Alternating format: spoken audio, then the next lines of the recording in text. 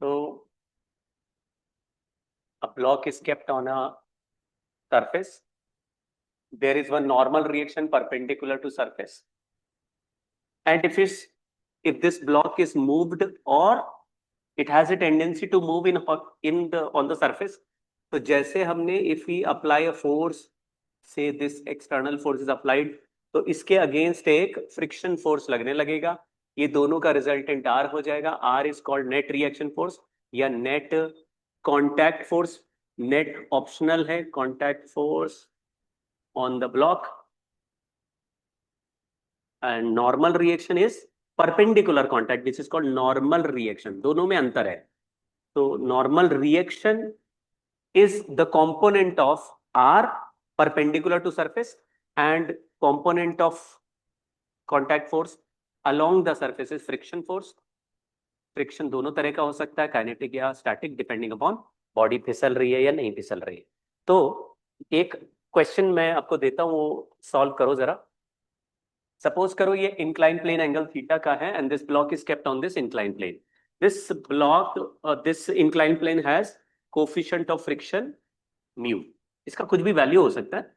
So this angle theta is slowly increased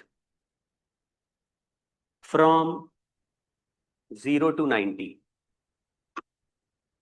very slowly. It is slowly increase from 0 to 90 degree. तो आपको 3 graph बनाने हैं. एक graph बनाना है normal reaction versus angle theta का, दूसरा ग्राफ बनाना है फ्रिक्शन फोर्स वर्सेस थीटा का, and तीसरा graph you have to draw as contact force versus theta. तीनों, this R is called contact force या net reaction force. तो हम contact force ही बोल रहे हैं इसको. तो 3 ग्राफ्स है, ठीक है. फटाफट सॉल्व करते हैं.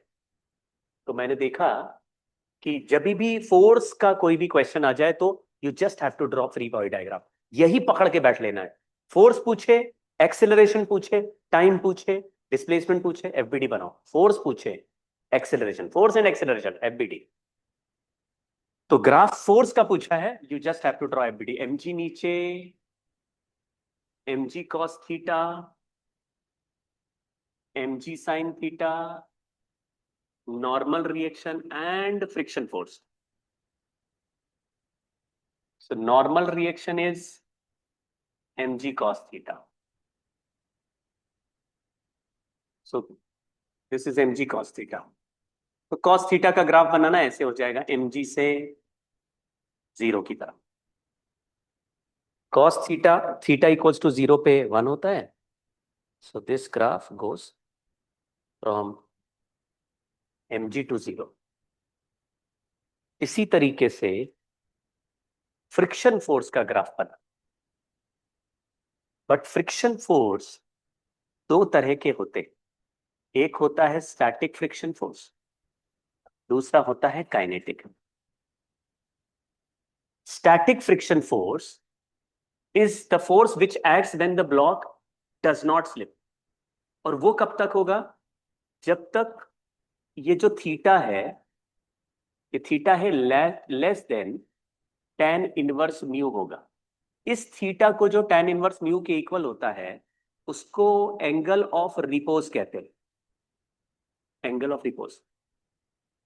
इसका मतलब है, मान लो एंगल ऑफ रिपोज 30 डिग्री, मतलब इंक्लाइन प्लेन जब 30 डिग्री पे पहुंचेगा तो ये ब्लॉक स्लाइड करने के लिए स्टार्ट हो जाएगा. तो 30 डिग्री से छोटे एंगल तक ये ब्लॉक स्लाइड ही नहीं कर रहा है. So this block is kept stationary on the surface and at for any angle less than 30 degree. तो 30 डिग्री से छोटे एंगल पे अगर ये ब्लॉक नहीं फिसल रहा तो friction force theta less than theta R के लिए is balancing mg sin theta, keeping acceleration 0. So नीचे mg sin theta is balanced by friction force and this block does not move for any angle theta less than angle of repose. तो शुरुआत में for theta less than theta r friction force is mg sin theta. Theta greater than theta R में block slides down. तो theta greater than theta R में friction force का value kinetic friction force हो जाएगा, which is mu के into normal reaction and normal reaction का value for any angle theta is mg cos theta. तो friction has two values. अगर हम theta को 90 तक ले जा रहे हैं तो बीच में एक एंगल रिपोज वाला आ रहा है. For theta less than theta R, 0 से थीटा आर तक, friction force is balancing mg sin theta keeping the block at rest. And theta greater than theta R पे friction force is mu mg cos theta moving the block, मतलब trying to keep the block और oppose the motion of the block. एक बार block फिसलने लगा तो kinetic friction लगेगा, but kinetic friction का फॉर्मूला नहीं बदलता, वो म्यू इंटू एन होता है. But in this question normal reaction is mg cos theta, so the normal reaction is not constant, it is decreasing, क्योंकि थीटा इंक्रीज हो रहा है तो नॉर्मल डिक्रीज हो रहा है, तो फ्रिक्शन का काइनेटिक वैल्यू भी डिक्रीज होगा. तो देखो यहां तक जा रहे हैं, पहले पहले को साइन थीटा का फंक्शन है, बाद में म्यू कॉस थीटा का फंक्शन है. So this value with a function of sin theta will keep on increasing for some time, then after this it will start decreasing as cos theta. ये cos theta का function है जो 1 से 0 की तरफ decrease होता है. so this is kinetic friction. But हमने देखा था कि एक बार ऐसे क्लास में कराते हैं तो स्टैटिक फ्रिक्शन बढ़ता जाता है और काइनेटिक फ्रिक्शन ऐसे कांस्टेंट हो जाता है. वो तभी होता है जब नॉर्मल रिएक्शन ना बदले. In this question, normal reaction is continuously decreasing. As normal reaction decreases, the friction force का kinetic component will keep on decreasing. अभी तीसरे वाले में पूछा है रिएक्शन R. रिएक्शन R का value is under root of normal reaction का square plus friction force का square, because this is resultant of these two forces. पहले normal reaction mg cos theta है, फ्रिक्शन का वैल्यू mg sin थीटा है, तो sin theta का square plus cos theta का square करेंगे तो पहले पहले वैल्यू mg के इक्वल आ जाएगा. जबकि बाद में जब काइनेटिक फ्रिक्शन लगने लगेगा तो mg cos थीटा कॉमन हो जाएगा और 1 प्लस म्यू स्क्वायर हो जाएगा फोर्स का वैल्यू. तो पहले पहले 90 डिग्री तक लेके जाना है थीटा आर तक, आर का वैल्यू कांस्टेंट है mg, और फिर cos थीटा के हिसाब से डिक्रीजिंग, क्योंकि बाद में फ्रिक्शन फोर्स भी cos थीटा का फंक्शन है और नॉर्मल रिएक्शन भी cos थीटा का फंक्शन है. तो mg cos थीटा इसमें भी है, mg cos थीटा इसमें भी है, so we can take mg cos theta common, 1 plus mu square root में आ जाएगा. जब जब फिसलने लगेगा, तो जब तक ब्लॉक नहीं है, नहीं फिसल रहा, देखो this block for any angle theta less than theta R is not slipping. जब स्लिप नहीं कर रहा तो रिएक्शन नॉर्मल और फ्रिक्शन का resultant R will cancel mg, तो आर और mg आपस में कट जाएंगे. फ्रिक्शन नॉर्मल मिला के रिएक्शन बनाया तो रिएक्शन के अलावा mg लग रहा है, this block is not moving, इसका मतलब इस पे नेट फोर्स 0 है, तो आर और mg आपस में कैंसिल करेंगे. जब तक नहीं चलेगा तब तक आर mg के इक्वल है, after that R will keep on decreasing as the block accelerates. तो ये कुछ ग्राफ हमने बनाए, 3 ग्राफ बना दिया, फ्रिक्शन, नॉर्मल एंड इसका. अब कुछ एक दो क्वेश्चंस हम लोग देख रहे हैं, ये स्टैटिक फ्रिक्शन के, ये थोड़ा ज्योमेट्री वोमेट्री लगा के ये वाला क्वेश्चन सॉल्व हो रहा है, मुझे अच्छा लगा तो मैंने निकाल लिया. एक बार पढ़ते हैं. 2 hemispheres of radius capital R and small r are fixed on horizontal table touching each other. A uniform rod rests on 2 spheres as shown in the figure. Coefficient of friction between rod and 2 spheres is mu. So find the minimum value of R by R for which rod will not slide. Minimum value, जब भी minimum maximum ऐसे value पूछे जाएं और move ना करे तो आप समझ जाइए कि ये जो एंगल है ये एंगल ऑफ रिपोज के इक्वल. तो small R by capital R करना है, मतलब अगर मैं एफबीडी बनाऊं तो mg ऐसे लगेगा रॉड का. अगर यहां this rod is making angle theta का इंक्लाइन प्लेन, तो डाउन द प्लेन फोर्स लगेगा mg साइन थीटा. तो ऊपर जो फोर्स लगेगा वो म्यू, यहां पे mg cos theta. These are 2 normal reactions acting on the rod, but दोनों जगह कोफिशिएंट ऑफ फ्रिक्शन म्यू है, तो यहां पे भी म्यू n2 हो जाएगा, यहां पे म्यू n1 हो जाएगा. So the total value of n1 plus n2 is mg cos theta, and mu n1 plus mu n2, ये दोनों मिला के mg sin थीटा के इक्वल हो जाएगा। अगर n1 प्लस n2 यहाँ पे रख दे तो म्यू का वैल्यू हो जाएगा tan थीटा। तो ये वाली बात तो ऑलरेडी एंगल ऑफ रिपोज जैसी है। तो जस्ट स्टार्ट स्लिपिंग हो या जस्ट प्रिवेंटेड फ्रॉम स्लिपिंग, तब mu is equal to tan theta हो जाता है, उसको बोलते हैं एंगल ऑफ रिपोज। ये वाली बात बहुत बहुत नॉर्मल बात हो गई कि अगर कोई इंक्लाइन प्लेन पे ब्लॉक रख रहे हैं और ये जस्ट स्टार्ट स्लिपिंग हो जाए तो आप mu is equal to tan theta कर दीजिए, ये तो बात सिंपल हो गई। लेकिन अभी इस क्वेश्चन में इस रॉड का इंक्लिनेशन थीटा एंगल है, तो ये small R by capital R के टर्म्स में कैसे आएगा, बस वही ज्योमेट्री थोड़ी सी सॉल्व कर देते हैं, बस वही उतनी सॉल्व करना। तो हमने यहाँ पे नॉर्मल रिएक्शन को ऐसे ज्वाइन करा तो ये स्मॉल आर हो गया, यहाँ सेंटर से पास करके ये कैपिटल आर का भी ऐसे ज्वाइन कर गया, ये कैपिटल आर हो गया, ये सेंटर से पास कर गया, ये दो ऐसे परपेंडिकुलर टू रॉड हो गए। यहां से मैंने एक हॉरिजॉन्टल लाइन बना दी, तो ये कैपिटल आर है बेस और उसके आगे स्मॉल आर है, यानी यहाँ पे ये पूरा base capital R plus small R है। देखो ये एक पैरेललोग्राम जैसा लग रहा है, तो पैरेललोग्राम में ये दोनों साइड बिल्कुल बराबर है। एक बार मैं इससे बनाता हूं, यहाँ पे एक लाइन बनी, ये परपेंडिकुलर आ गया, ये भी परपेंडिकुलर रॉड के परपेंडिकुलर आ गया, both the perpendicular on the rod are parallel to each other, तो यहाँ पे एक पैरेललोग्राम बन गया। जिस नीचे कैपिटल आर रेडियस है, क्योंकि यहाँ सर्कल कैपिटल आर का चल रहा है, फिर उसके बाद स्मॉल आर का, तो centre to centre distance is capital R plus small R. ये कैपिटल आर है, ये स्मॉल आर, तो capital R plus small are, तो यहां पर भी ये distance is also capital R plus small R, and this distance is, ये स्मॉल आर है पैरेललोग्राम में, तो ये जो ऊपर वाला डिस्टेंस है ये capital R minus small are. तो हमको एक ट्राइंगल जैसा दिख गया जिसमें ऐसे रॉड थीटा एंगल बना रहा है, इसका ये वाला जो साइड यहाँ 90 डिग्री बना देते हैं, this is R minus R and this is R plus R. तो hypotenuse is R plus are and base is perpendicular is R minus R. तो I can easily write sine theta is R minus R upon R plus R. तो sine theta, क्योंकि पूछा capital R by small R, उसको N बोल देता हूँ, small R by capital R is equal to N मान लेता हूँ। सर हाँ जी। सर वो पहले वाले मतलब सेकंड वाला इक्वेशन है ना, mu N two plus mu N one, that should be hmm, equal to m g sine theta, no आपने cos थीटा रख लिया। हाँ यहाँ पे m g sine theta, right, क्योंकि ये डाउन द प्लेन जो फोर्स लग रहा है वो फ्रिक्शन से बैलेंस होगा। हाँ सही कहा, इसीलिए दोनों को डिवाइड करके tan थीटा आ गया, ठीक, गलती से लिख दिया वो। तो यहाँ tan theta I have to replace, तो small R by capital R के टर्म्स में 1 minus N upon 1 plus N is sine theta, तो tan theta can be tan theta is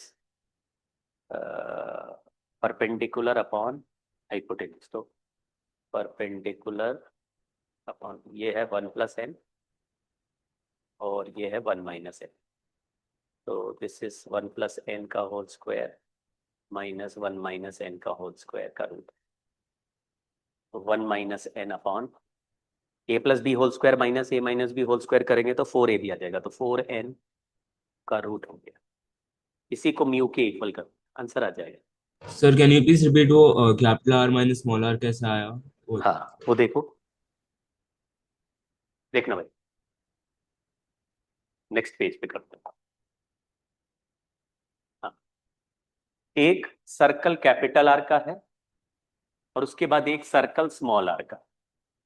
So from center of bigger circle to smaller circle, this distance is capital R, this distance is smaller।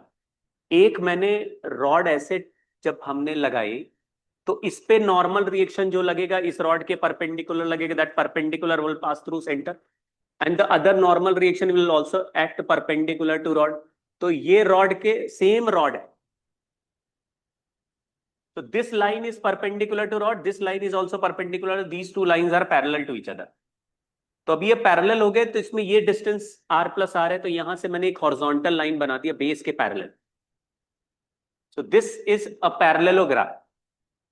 तो ये r plus are है, तो this distance horizontal ये वाला हाँ distance yes is sir R समझ plus गया। R, हाँ and this whole distance is capital R. जबकि ये वाला डिस्टेंस स्मॉल आर है, तो इसमें से ये स्मॉल आर काट दिया, this distance, this part is small are, तो ऊपर वाला जो पार्ट बचा वो r minus r, right. So this is a right angle triangle जिसमें यहां पे 90 डिग्री है, तो hypotenuse will act as r plus are and perpendicular will act as r minus. तो ज्योमेट्री सॉल्व हो गया, उससे अब मुझे साइन थीटा पता चल गया, तो टैन थीटा पता चल जाएगा। ठीक, एक क्वेश्चन और मैं कराना चाह रहा था जिसमें कई बार क्या ना ऐसे सर्कल में बिठा देते हैं, मान लो देर इज अ चेन। वैसे तो धागे में टेंशन वाला सवाल भी पूछते हैं, ये इक्विलिब्रियम का क्वेश्चन है, हम फ्रिक्शन का क्वेश्चन करेंगे। मान लो there is a chain making theta angle in end kept on a spherical surface. तो लिखा a chain of length L, अब लेंथ एल है which is less than pi by 2r, making angle theta at the centre of a spherical surface. तो theta angle बनाता हुआ एक chain बना दिया है, ऐसे यहां थीटा। ठीक, अब क्वेश्चन ये है कि find coefficient minimum required if the chain stays at rest। अब यहां पे वैसे तो चेन रखा है स्टेशनरी, तो कभी भी मिनिमम कोफिशिएंट पूछेगा तो mu is equal to tan theta हो जाना चाहिए, लेकिन यहां पे एंगल इज कॉन्टिन्यूअसली चेंज। ठीक है, तो यहां पे हमको टोटल टेंजेंशियल फोर्स निकालना पड़ेगा और टोटल फ्रिक्शन फोर्स बनाना पड़ेगा, यानी all tangential mg sine theta को हमको इंटीग्रेट करके टोटल टेंजेंशियल फोर्स खींचना पड़ेगा कि एवरी टुकड़ा has mg sin theta acting downward, but for every part mg sin theta का angle theta is continuously changing. तो टोटल चेंज जो रखा, मान लो 60 डिग्री के सर्कल को सबटेंड कर रहा है, बट उसका जो every particle is not kept at 60 degree, कोई 0 पे है, कोई 10 डिग्री पे है, कोई 15 डिग्री पे। So all particles are spread from 0 to 60 degree और 0 to theta.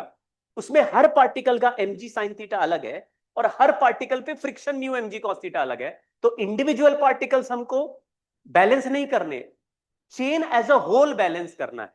So reminder of force आपस का टेंशन इंटरनल फोर्स हो जाएगा और हमको ओवरऑल फोर्स, तो ओवरऑल mg sin थीटा का डाउनवर्ड कंपोनेंट, ओवरऑल फ्रिक्शन का म्यू mg cos थीटा ऊपर की तरफ का कंपोनेंट, ये अगर बैलेंस हो गया तो this chain is kept on that ऐसे स्फेरिकल कर्व्ड सरफेस, तो ये चेन फिसलने से बची रहेगी मिनिमम कोफिशिएंट। तो यहां पे लगातार थीटा बदल रहा है, इसलिए हमको mg sin थीटा का अलग, तो हम लोग टोटल ऐसे करते। कभी भी ऐसे कर्वेचर में बैठा के फ्रिक्शन या टेंशन या टोटल टेंजेंशियल फोर्स पूछा जाए कि यहां से यहां तक खींचने वाला नेट फोर्स कितना है, तो जो भी चेन रखी हुई है, ये चेन रख दी सरफेस पे, सरफेस का रेडियस आर है मान लो, यहां पे एंगल थीटा बन रहा है, तो यहां से कहीं से भी अल्फा एंगल पे जाके एक स्मॉल सेगमेंट बनाना है of angle d alpha, and this छोटा टुकड़ा, बस इसी को कंसिडर करना है। दिस छोटा part has mass m which is m by theta into d alpha, ये यूनिटरी मेथड लगा दिया। पूरा चेन का एंगल है थीटा एंड इस दिस टुकड़ा has angle d alpha, alpha पे डी अल्फा। तो पूरा चेन थीटा एंगल का था, हम थीटा में बीच में अल्फा पे गए and I have subtended small particle of angle d alpha, DM हो गया। इस डीएम का जो डाउनवर्ड यानी टेंजेंशियल फोर्स है, क्योंकि अल्फा एंगल पे लिया है, तो यहां पे अल्फा एंगल हो जाएगा, ये डीएमजी हो गया। तो डीएमजी का इधर की तरफ सेंटर की तरफ कंपोनेंट हुआ डीएमजी कॉस अल्फा, और टेंजेंशियल हो गया डीएमजी साइन अल्फा। अब इस पे tangential force DMG sine alpha है, so every particle will have DMG sine alpha on the tangential force on itself. तो सबके अल्फा एंगल अलग है, इसलिए मैं सबके डीएमजी साइन अल्फा को इंटीग्रेट कर दूंगा। तो टोटल टेंजेंशियल फोर्स या total tangential component of MG, जो पुलिंग फोर्स है, जो चेन को स्लाइड करके नीचे लाना चाहता है, वो सबका एमजी साइन अल्फा ऐड कर रहा है। तो डीएमजी को लिखा m by theta into d alpha into g sine alpha, और इसको इंटीग्रेट कर दिया 0 से थीटा तक। थीटा कुछ भी हो सकता है, मतलब क्वेश्चन पे डिपेंड करता है, 30 डिग्री 60 डिग्री जो भी है उसके हिसाब से हमारा आंसर आ जाएगा। तो यहाँ पे हमने सॉल्व किया तो आ गया m by theta sine alpha D alpha का इंटीग्रेशन हो जाएगा माइनस कॉस अल्फा, तो ये m g by theta 1 minus cos theta, this is tangential pulling force हो गया। अगर सवाल में पूछा होता कि चेन पे टेबल पे रखा, ऐसे कर्व टेबल पे रखा और इसमें कोई फ्रिक्शन ही नहीं है, तो यही फोर्स मास इनटू एक्सेलरेशन के इक्वल कर देते, तो इंस्टेंटेनियस टेंजेंशियल एक्सेलरेशन आ जाता। आई होप आपको समझ में आ रहा है। ये सभी का mg sine alpha same direction में नहीं है, लेकिन सब टेंजेंशियल है। तो मैंने टोटल पुलिंग फोर्स पूछ लिया है कि सब down the plane down the plane down, तो एक मान लो 1 न्यूटन 1 न्यूटन 1 न्यूटन 1 न्यूटन, सारा फोर्स वैल्यू ऐड कर दिया, टोटल टेंजेंशियल फोर्स आ गया। This total force is pulling this chain downward, ऐसे खींचेगा नीचे। अब ये फोर्स को किससे बैलेंस करेंगे, तो फ्रिक्शन निकाल दिया। तो on this particle normal reaction का वैल्यू, ये छोटा सा normal reaction DMG cos alpha के इक्वल है, क्योंकि फोर्स टेंजेंशियल लगेगा तो नॉर्मल mg कॉस अल्फा को नॉर्मल रिएक्शन बैलेंस करेगा। तो यहां पे जो फ्रिक्शन फोर्स है वो म्यू इंटू डीएन कर देते हैं। तो फ्रिक्शन फोर्स का वैल्यू हो गया integration mu into dN, dN को लिख दिया डीएमजी कॉस अल्फा, और 0 से थीटा तक इसको भी इंटीग्रेट कर देंगे, तो mu mg by theta cos alpha D alpha, cos alpha D alpha, cos alpha D alpha का इंटीग्रेशन होता है साइन अल्फा, तो mu mg by theta into sine theta. हाँ, cos alpha D alpha is sine alpha, और 0 से theta डाला तो sine theta हो जाएगा, 0 पे 0 हो जाएगा। तो अभी इस फोर्स को इस फोर्स के इक्वल कर देंगे फॉर इक्विलिब्रियम। आई होप आपको कहानी समझ में आ रही हो। तो यहाँ पे देखो कहानी, अब देखो टेंशन लेने की जरूरत नहीं पड़ी, वरना बीच बीच में टेंशन भी लेना पड़ता। अगर हम इंडिविजुअल पार्टिकल को बैलेंस करेंगे तो बीच में टेंशन भी दोनों साइड लग रहा होगा, तो एक साइड टेंशन टी लगेगा, दूसरे side T minus D T लगेगा, उनको भी धीरे धीरे बैलेंस करना पड़ेगा। हमने वो चक्कर छोड़ दिया, हमने क्या किया, सीधा इक्विलिब्रियम, टोटल नीचे खींचने वाला फोर्स और टोटल ऊपर खींचने वाला फोर्स, उनको बैलेंस कर दिया। Sir, हाँ जी। sir, can you please explain how you got dm equals to m by theta d alpha? हाँ, ये पूरा चेन थीटा एंगल सबटेंड कर रहा है, तो इसका पर unit angle theta angle has mass m, तो यूनिटरी एंगल का मास हो गया m by theta, and I have subtended a very small angle d alpha का टुकड़ा, तो यूनिटरी मेथड लगा दिया। For d alpha mass would be dm is equal to total mass upon total angle into छोटा angle. Yes, sir, thank you. तो ये पुराना वाला वही यूनिटरी मेथड है जो बचपन में सीखते थे सब्जी खरीदते हुए।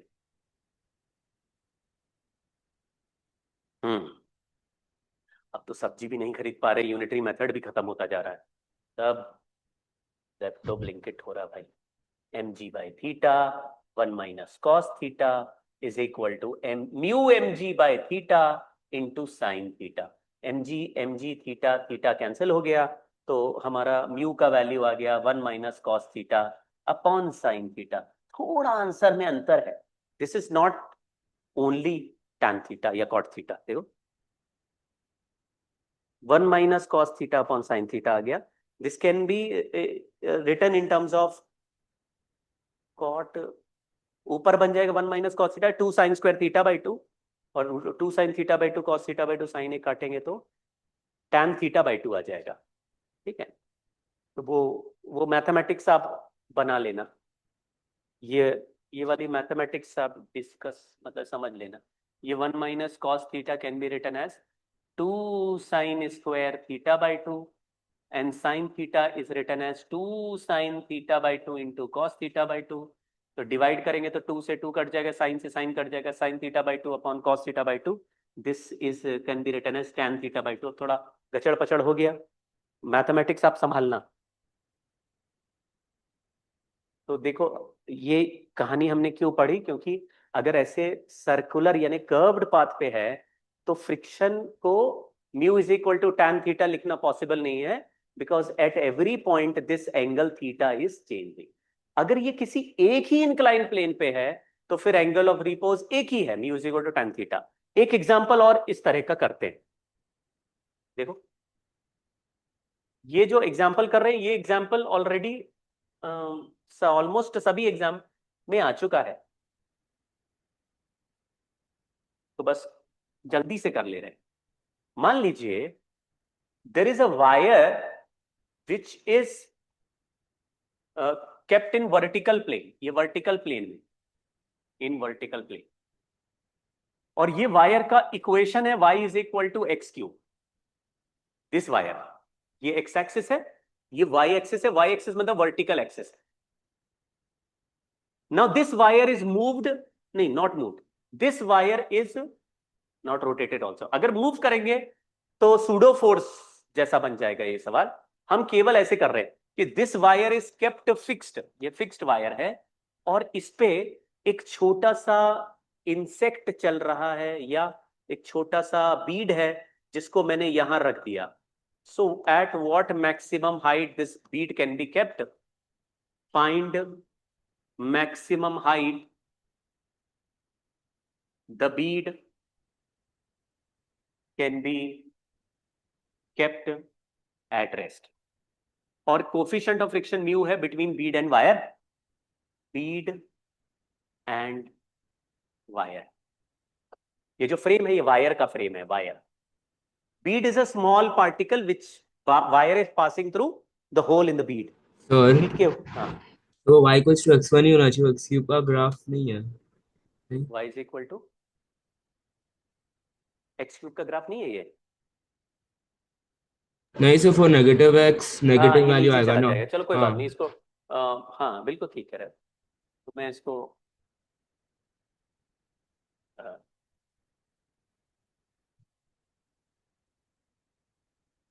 y इक्वल टू, चलो ऐसे कर देते हैं अब, ठीक, ठीक है। अब you keep any value, it will be positive only, right? Yes sir. ठीक है, तो फिर हमने वो यहाँ नीचे इधर इधर चिपका देते हैं, वरना पीछे नेगेटिव में नहीं बैलेंस हो सकता, आगे ही बैलेंस होगा। तो हमने बोला मैक्सिमम हाइट बताओ ये जहाँ पर बैलेंस हो जाए। तो फिर उसमें आपको mu is equal to tan theta लिखना है, लेकिन this is a variable path, तो इसको डिफरेंशिएट कर दो, तो D Y by D X is slope of tangent. तो वैसे तो पाथ ऐसे चल रहा है, at every point its angle is changing, but जहां पर भी ये इसका एंगल ऑफ रिपोज से इक्वल हो जाएगा, यानी कि mu is equal to tan theta हो जाएगा। But tan theta of a curvature path can be slope of tangent on this path. तो इसको स्लोप ऑफ टेंजेंट को हमने लिखा 3x² is equal to mu. तो x का वैल्यू हो गया म्यू बाय 3 का रूट। तो जैसे ही x आ गया, y का वैल्यू इसमें पुट करने से हमको पता चल जाएगा this derivative is dy by dx which is 3x²। हम पॉजिटिव x के लिए सॉल्व कर रहे हैं तो मैंने मॉड हटा लिया है, तो y का वैल्यू आया x³ यानी म्यू बाई 3 का power 3/2। This is the height जहां पे ये मैक्सिमम बैलेंस हो पाएगा।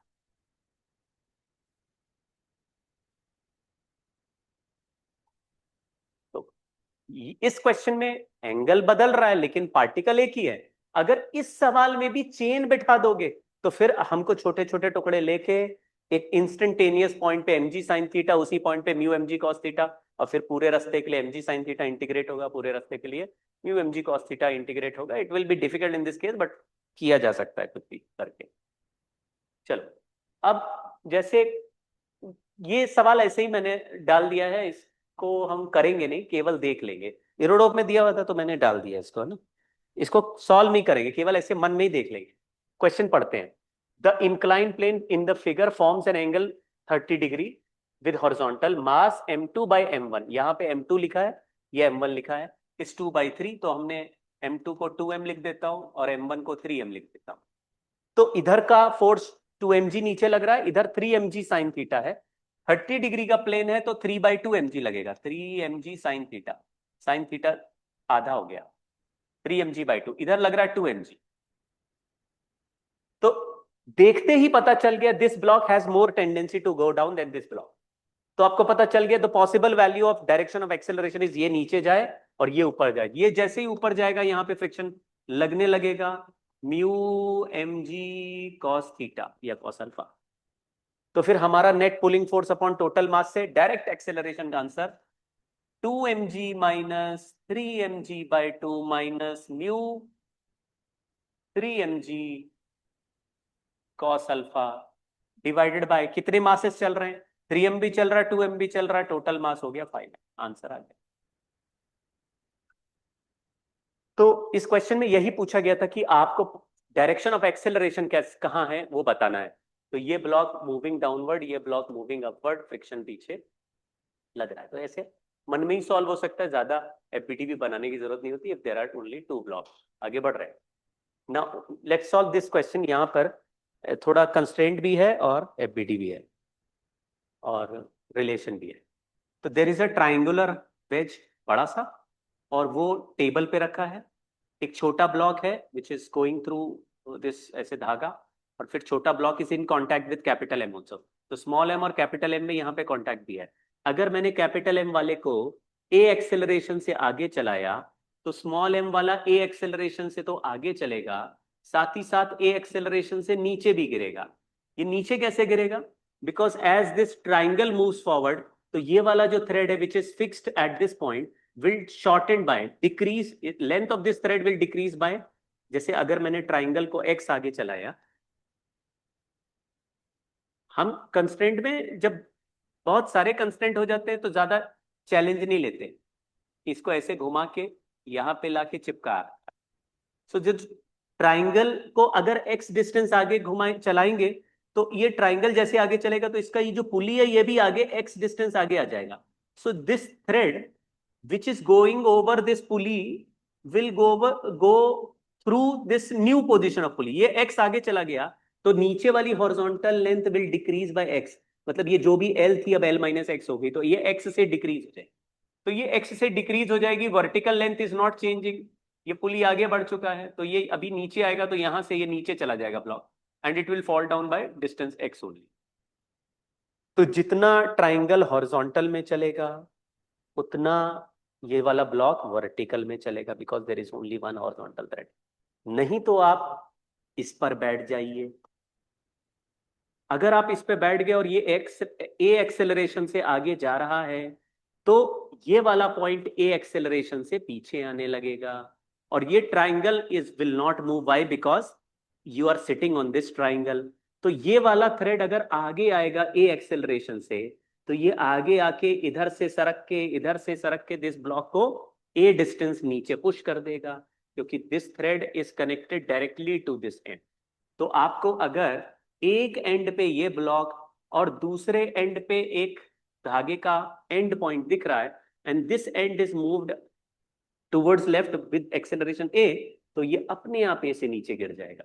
Since we are sitting on capital M तो ये नीचे गिरता दिखेगा, जैसे ही ग्राउंड पे उतरोगे तो ये आगे और नीचे दोनों साइड गिरेगा। अब तुम्हारे पास चॉइस दोनों है, आप या तो ट्राइंगल पे बैठ के एफबीटी बनाओगे तो सूडो फोर्स लगाना पड़ेगा, अगर ग्राउंड से बनाओगे तो सूडो फोर्स नहीं लगाना पड़ेगा। तो मैं ग्राउंड से ही बना रहा हूं। स्मॉल एम का एफबीटी देखना, mg नीचे लगा, नॉर्मल रिएक्शन आगे लगा, टेंशन ऊपर लगा, एंड फ्रिक्शन ऊपर लगा। फ्रिक्शन को मैंने म्यू इंटू एन बोल दिया। अब ये नीचे जा रहा है और आगे भी जा रहा है, तो आगे का फोर्स आगे का एक्सेलरेशन देगा, वर्टिकल फोर्स वर्टिकल एक्सेलरेशन देंगे। तो एक इक्वेशन हो गया n is equal to small M A, और दूसरा इक्वेशन हो गया mg minus T minus mu N is equal to small M A. Now we have two equations and 3 unknowns, normal tension और ए, नॉर्मल टेंशन और ए, 3 unknowns है। फिर triangle का FBT बना लेते हैं। तो ट्राइंगल में देखिए ये थ्रेड ऐसे जाके फिर ऐसे जाके जा रहा है, तो थ्रेड जिधर जाता है उधर फोर्स लगाना है।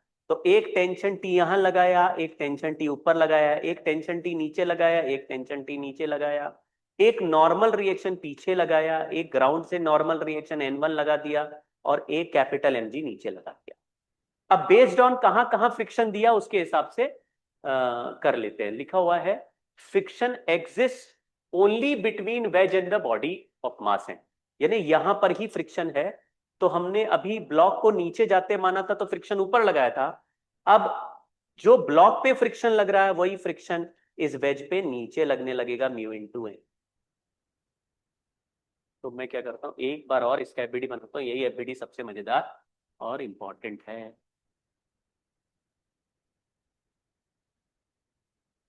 इस ट्राइंगल को देखो, एक यहाँ पे एक, यहाँ पे पुल्ली है, ये पुल्ली से थ्रेड नीचे आ रहा है, इस साइड से भी थ्रेड नीचे आ रहा है, ब्लॉक से नॉर्मल पीछे लग रहा है, फ्रिक्शन नीचे लग रहा है, ग्राउंड से नॉर्मल रिएक्शन एमजी यहाँ पे एमजी लग रहा है, लेकिन ग्राउंड से कोई फ्रिक्शन नहीं लग रहा because there is no friction on the ground. तो और एक टी इधर लग रहा है, एक टी ऊपर लग रहा है, टी ऊपर नीचे वाले कट गए, तो ये टी राइट में बचा, टी नीचे बचा, म्यू एन नीचे बचा, एन पीछे बचा। तो केवल हॉरिजॉन्टल का फोर्स का इक्वेशन बना रहे। सो हॉरिजॉन्टल में देयर इज वन टेंशन आगे, वन नॉर्मल रिएक्शन पीछे, and this capital M is moving with acceleration A, there is no other horizontal force. एक टेंशन आगे वाला है और एक नॉर्मल रिएक्शन यहां से पीछे लग रहा है। There is only two horizontal forces, otherwise friction भी वर्टिकल है, टेंशन भी वर्टिकल है, mg भी वर्टिकल है, ग्राउंड से नॉर्मल भी वर्टिकल है। So all forces are vertical except these two forces. तो t minus N is equal to capital M है, क्योंकि हमने इसको a से आगे जाते हुए देखा है, तो t माइनस एन। तो यहाँ पे मैं लिख देता हूँ t minus N equal to capital M है। तो आप देखो दूर से देखने पर तीन इक्वेशन, तीन अननोन, इजिली सॉल्व हो जाएगा। तो जैसे इफ 2 3 ब्लॉक्स आर इंटरकनेक्टेड, तो एफबीडी सही से बनाना है। जब दो ऑब्जेक्ट आपस में फिसलने लगेंगे तो वहां नॉर्मल भी आएगा और फ्रिक्शन भी आएगा। तो जब सेकंड ब्लॉक का एफबीडी बनाना है तो केयरफुली देखना है कि we have written the reaction pair carefully और नॉट। तो मैंने जब ब्लॉक का एफबीडी बनाया तो नॉर्मल आगे, फ्रिक्शन ऊपर लगाया, why because it is moving down. तो वही नॉर्मल और फ्रिक्शन अपोजिट में लगा दिया, नॉर्मल पीछे, फ्रिक्शन नीचे, नॉर्मल पीछे, फ्रिक्शन, एक्शन रिएक्शन।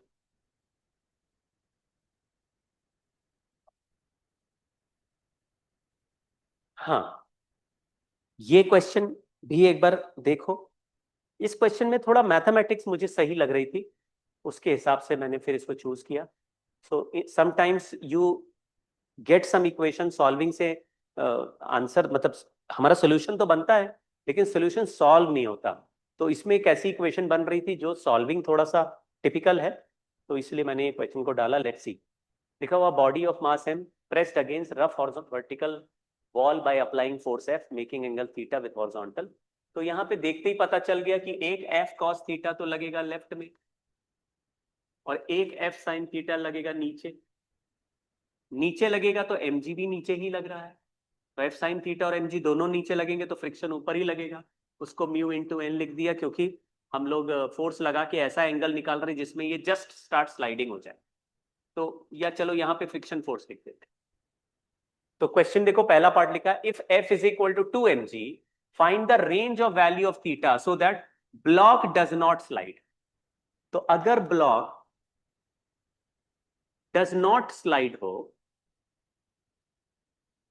इसका मतलब होता है कि जो फ्रिक्शन फोर्स है वो लिमिटिंग फ्रिक्शन फोर्स से कम लग रहा है। अगर मूवी फिसल नहीं रहा है, ब्लॉक इज नॉट स्लाइडिंग, तो अभी फ्रिक्शन फोर्स अपने लिमिटिंग वैल्यू पे नहीं पहुंचा है या जस्ट पहुंचने वाला है, तो friction force is less than equal to mu into.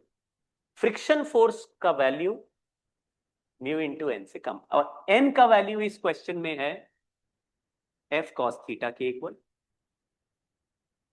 और mg plus F sine theta का वैल्यू फ्रिक्शन फोर्स के इक्वल।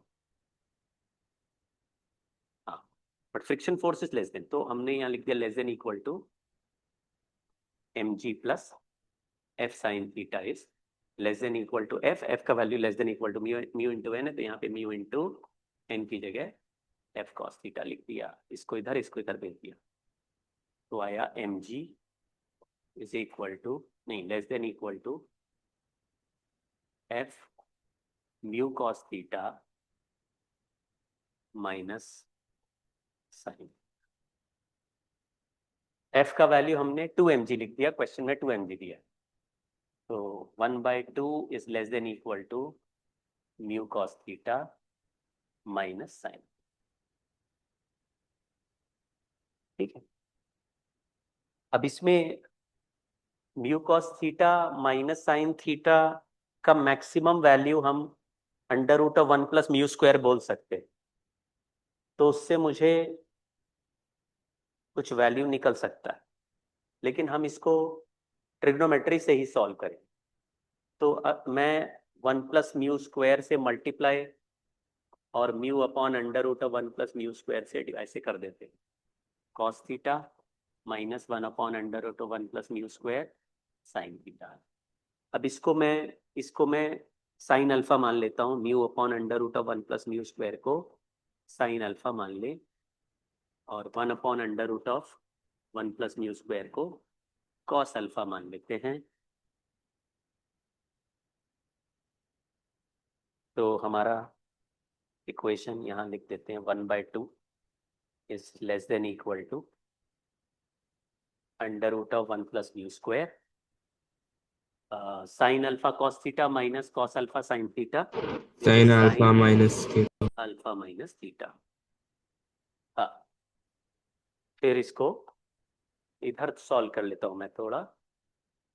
तो 1/2, तो 1 प्लस म्यू स्क्वायर, म्यू का वैल्यू दिया है क्या क्वेश्चन में? म्यू का वैल्यू दिया है 3/4, तो under root of 1 plus mu square का वैल्यू हो गया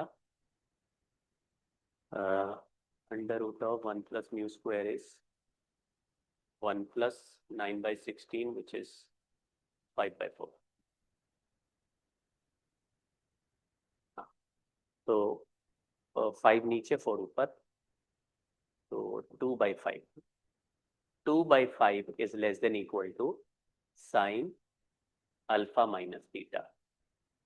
2/5 का वैल्यू यहाँ पे दिया हुआ है, 2/5 यानी 0.4 हो गया, तो 0.4 में साइन 24 डिग्री है, तो sine 24 degree is less than equal to sine alpha.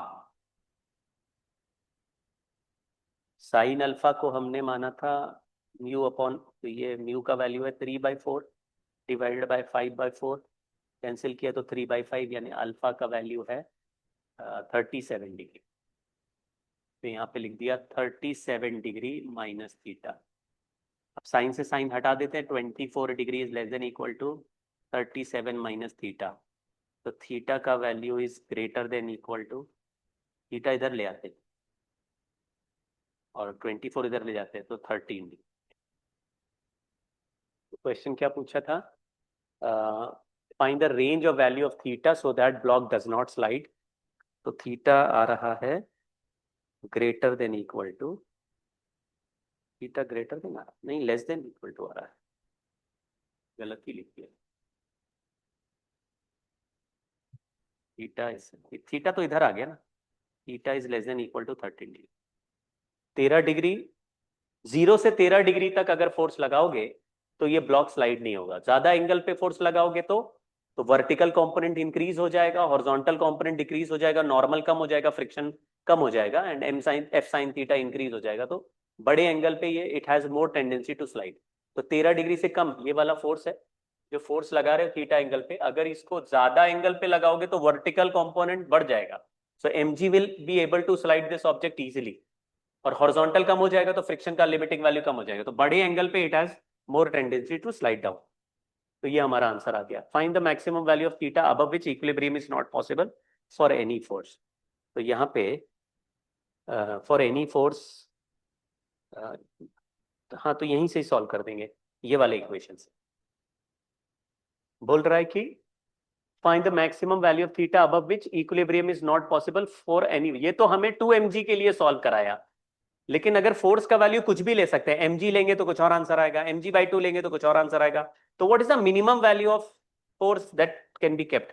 तो फोर्स का वैल्यू मतलब फॉर एनी फोर्स, मतलब कितना भी फोर्स रख लो, अच्छा बड़ा भी फोर्स रखने से बैलेंस हो जाए। तो what is the maximum force that can be kept, तो आपने बोला ये तो इंफिनिटी रख सकते हैं। तो अगर मैं इंफिनिटी से डिवाइड करूंगा तो ये आंसर पॉजिटिव आना चाहिए, मतलब हमारा रिलेशन ये बना, mg is equal to less than equal to F mu cos theta minus sine theta. तो अगर f का आंसर कोई भी पॉजिटिव आंसर है तो for any positive value F F mu cos theta minus sine theta का value भी positive ही आना चाहिए। अगर ये पॉजिटिव होगा तो f का आंसर पॉजिटिव या जीरो आएगा, और अगर ये जीरो होगा तो f का वैल्यू जीरो आएगा। लेकिन अगर ये नेगेटिव हो गया तो f का वैल्यू नेगेटिव आएगा। तो नेगेटिव तो नहीं चाहिए हमको, तो पुशिंग फोर्स ही लगाना। तो ये हमारा mu cos theta equal to sine theta आ गया, तो tan theta is less than equal to mu हो गया, विच इज 3/4 दिया हुआ है। तो theta less than equal to 37 degree. यहाँ पे इसका वैल्यू 0.75 दिया हुआ है।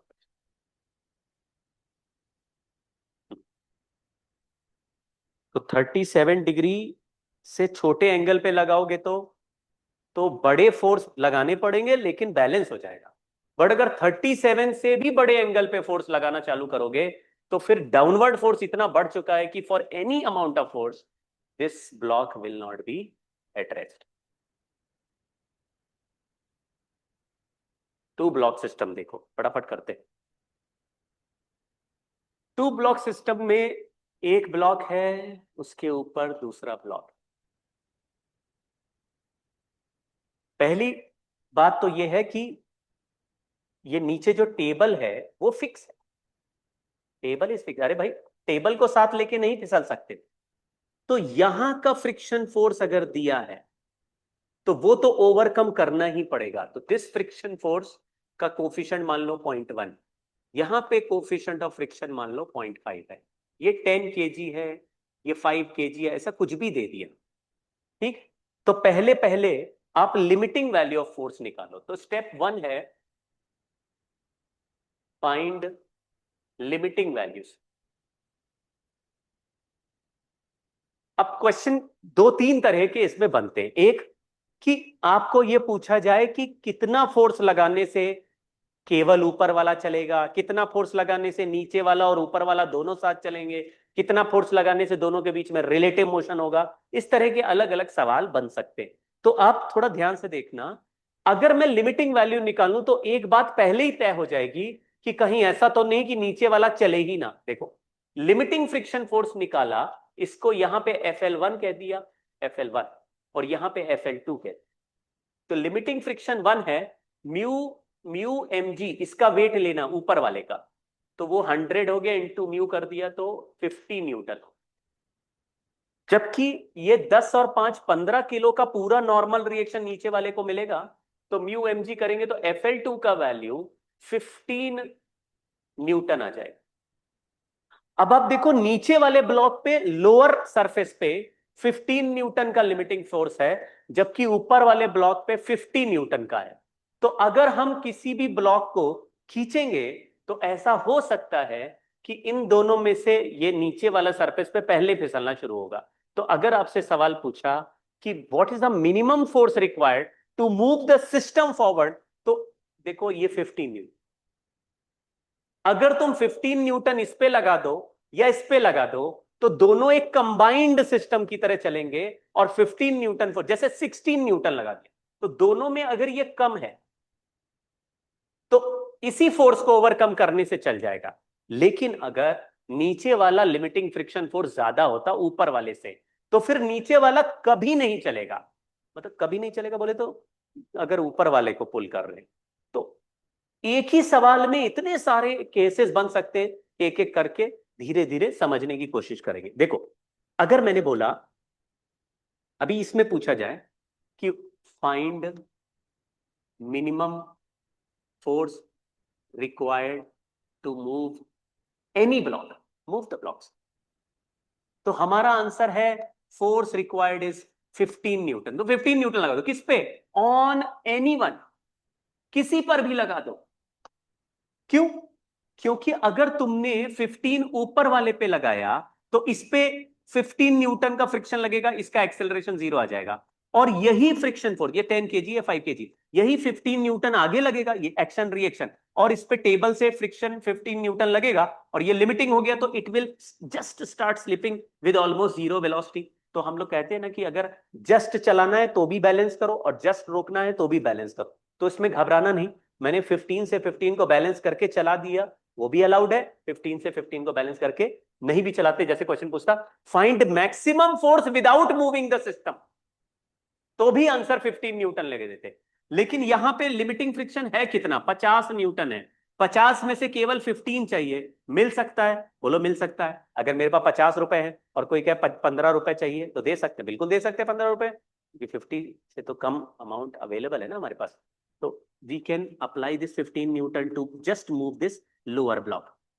लेकिन अगर इसका उल्टा होता, मतलब चलो मैं अभी नॉर्मल क्वेश्चन कर लेता, फिर वैल्यू बदल के फिर से नया सवाल कर लेंगे। तो minimum force required to move the block, any block, तो एनी ब्लॉक को चलाने के लिए दोनों साथ चलेंगे, और दोनों साथ चलेंगे जब तुम कम से कम 15 न्यूटन लगाओगे। अगर तुमने 16 न्यूटन लगा दिया, या ऐसे क्वेश्चन बोल दिया if force on upper block is 30 Newton, हमने लगाया अपर ब्लॉक पे 30 न्यूटन, यहां पे लिमिटिंग फ्रिक्शन फोर्स है 15 न्यूटन का, और यहां पे लिमिटिंग फ्रिक्शन फोर्स है 15 न्यूटन का। तो हमेशा ये ट्राई करना है कि दोनों को साथ में ही देखा जाए, हमेशा, क्योंकि दो ब्लॉक साथ में चल के फ्रिक्शन या स्लिपिंग अवॉइड कर सकते हैं। टेबल साथ में नहीं जा सकती, तो टेबल के ऊपर तो फिसलना ही पड़ेगा, लेकिन तुम अगर आगे खींचोगे तो दो ब्लॉक चाहेंगे कि साथ साथ चले, ठीक है? तो हमेशा क्या टेंडेंसी रखनी है, if the blocks are there तो कीप द ब्लॉक्स टुगेदर, तुम ये मानो कि दोनों साथ ही चल रहे हैं, पहला चीज साथ चल रहे हैं। क्वेश्चन पूछा 30 न्यूटन फोर्स अपर ब्लॉक पे लगाया, तो बताओ दोनों साथ चलेंगे या अलग अलग चलेंगे, और कितने एक्सेलरेशन चलेंगे। तो कंबाइंड सिस्टम को देखो, कंबाइंड सिस्टम को, जैसे ही तुमने कंबाइंड सिस्टम देखा तो इनके बीच का ये जो फ्रिक्शन फोर्स है ये इंटरनल फोर्स हो जाएगा, और उसका वैल्यू तुम्हें अब लिखने की जरूरत नहीं। तो कंबाइंड सिस्टम ये 10 किलो है और ये 5 किलो है, and this friction here is maximum 15 Newton. तो तुम 30 लगा रहे, यहां 15 लग रहा है, तो नेट फोर्स हो गया 30 माइनस 15, एक्सेलरेशन मास हो गया 15 केजी, तो कॉमन एक्सेलरेशन दोनों का आया। तो हमेशा keep the blocks moving together, हमेशा ही ये मान लो कि हमेशा ब्लॉक स्लिपिंग अवॉइड करते हुए।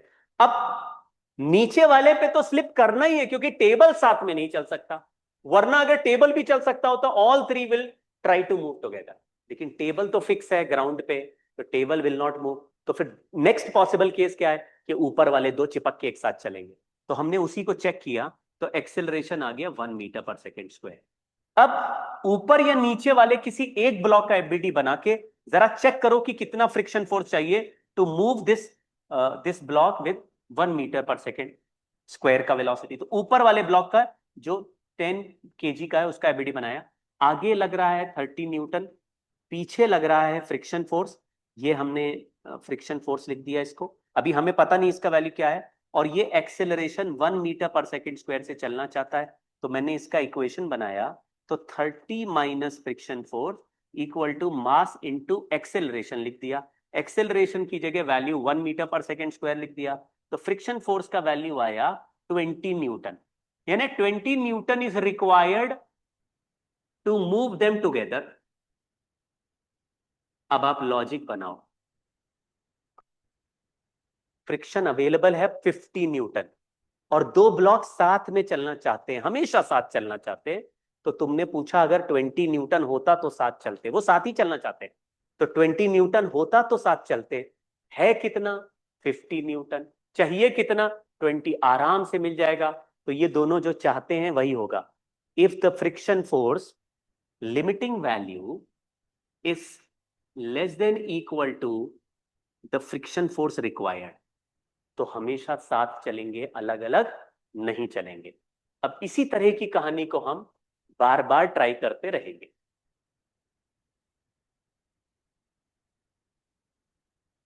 तो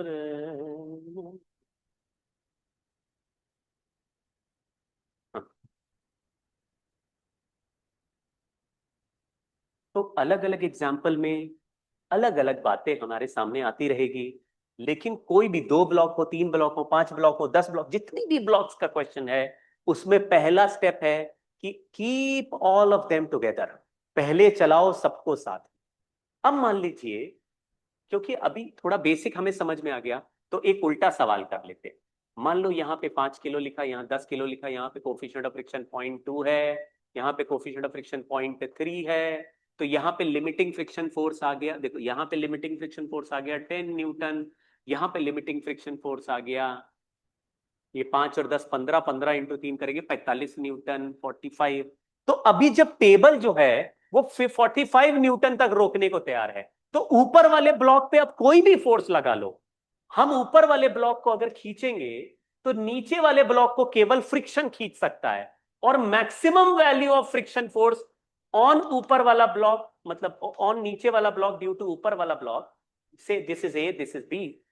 तो if block A is pulled, अब देखो आपको खेल समझ में आ चुका है कि ब्लॉक ए को अगर पुल करोगे तो तुम कोई भी फोर्स से पुल कर सकते हो, एनी फोर्स।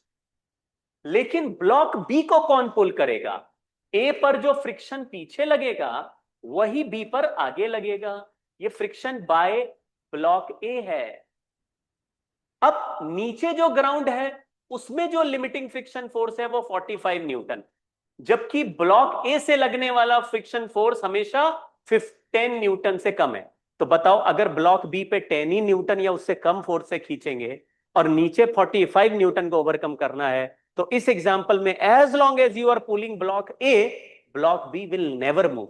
तो हमको तुरंत पता चलेगा ऊपर वाले को कैसे भी खींचो, इवन इफ इट स्लाइड्स, अगर ए स्लाइड भी करेगा तो भी पूरी ताकत से बी को अपने साथ खींचेगा, तो भी it can apply only 10 newton force forward. तो नीचे ग्राउंड से तो only 10 newton is required to keep this block B at rest. तो ऐसे एग्जांपल में बी चलेगा ही नहीं कभी, if you are pulling only block A. लेकिन अगर तुम बी को खींच रहे हो और फिर सवाल पूछा how much force is required, तो फिर से वही कि अगर तुमने बी को फोर्स से खींचा तो यहां पे फ्रिक्शन अवेलेबल है 45 और यहां पे अवेलेबल है 10, तो दोनों को मिला दो, ये इंटरनल हो गया। How much force you need to move this block B? 45 newton. तो तुम्हारा फोर्स का value should be greater than equal to 45 newton to move the block. ठीक है। अब अगर ए और बी को मैं 45 से ज्यादा फोर्स लगा दूं तो क्या होगा? तो ए और बी पहले पहले साथ चलेंगे, और फिर फोर्स अगर हम और बढ़ा दे तो ए, हम अगर फोर्स बी पे लगा रहे तो बी फास्ट चलेगा, तो बी ए को भी साथ में चलाएगा। तो बी जैसे जैसे फास्टर चलेगा, ए भी वैसे वैसे फास्टर चलेगा। But A is only moved with friction force, क्योंकि बी को तो हम चला रहे हैं, ए को फ्रिक्शन चला रहा है। तो एक लिमिट से तेज नहीं चलेगा। तो ये डबल ब्लॉक की कहानी थोड़ा अब अगले एग्जाम्पल में समझना। फिर ट्रिपल ब्लॉक की एक एग्जाम्पल कर, देखो लिखा हुआ plank of mass m1 with a bar of mass m2 placed on it lies on smooth horizontal surface। एक प्लैंक है, इसका मास m1 है, एक ब्लॉक है उसका मास m2 है। क्वेश्चन है horizontal force growing with time t as f is equal to at, a is constant, is applied on the bar, बार मतलब m2 पे, ये m2 पे फोर्स लगाया, मान लो kt लगा दिया। यहाँ पे सरफेस फ्रिक्शनलेस है तो यहाँ पे फ्रिक्शन का वैल्यू 0 लिख दिया, यहाँ पे लिमिटिंग फ्रिक्शन फोर्स का वैल्यू म्यू m2g। अब क्वेश्चन पूछा है कि इन दोनों ब्लॉक्स के एक्सेलरेशन का ग्राफ बनाओ। तो आप देखो कि m2 को कौन चला रहा है? m2 को तो kt फोर्स चला रहा है। तो m2 जैसे जैसे kt का वैल्यू बढ़ता जाएगा m2 फास्टर होता जाएगा, फास्टर होता जाएगा। बट m1 को कौन आगे चलाएगा? तो हमेशा याद रखना कि ये जो ब्लॉक्स होते हैं, block will always try to move together. अगर फ्रिक्शन अलाउ करेगा तो they will try to move together.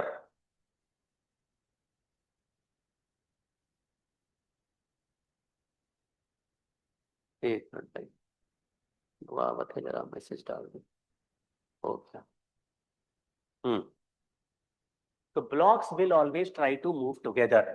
तो आप ये सोचो, एक लॉजिक पकड़ना कि हम ये फोर्स बढ़ाएंगे तो M2 can move with any acceleration. जैसे जैसे फोर्स बढ़ाओगे तो M2 को तो हम खींच रहे हैं, वो तो किसी भी एक्सेलरेशन से चलने को तैयार है, लेकिन M1 can increase its acceleration to a certain limit. M1 अपना एक्सेलरेशन सर्टेन लिमिट से ज्यादा क्यों नहीं कर सकता? क्योंकि M1 पे has only friction force due to M2 accelerating it. M1 पे M2 को हम खींच रहे हैं, M1 को कौन खींच रहा है? फ्रिक्शन। हमारे फोर्स की कोई लिमिट नहीं, लेकिन फ्रिक्शन की लिमिट है। तो हम M2 पे लगाएंगे, M2 कितना भी तेज चलेगा, लेकिन M1 फ्रिक्शन से चल रहा है और friction can not increase up to a beyond a certain value. तो M2 जिस M1 जिस मैक्सिमम फ्रिक्शन से चल सकता है उससे तेज नहीं चलेगा। तो what is the maximum force acting on M1? तो तुमने बोला जब ये M2 के ऊपर जो मैक्सिमम फ्रिक्शन अवेलेबल है वो म्यू M2G है, तो इस पे आगे म्यू M2G से बड़ा फोर्स नहीं लग सकता। तो मैक्सिमम कॉमन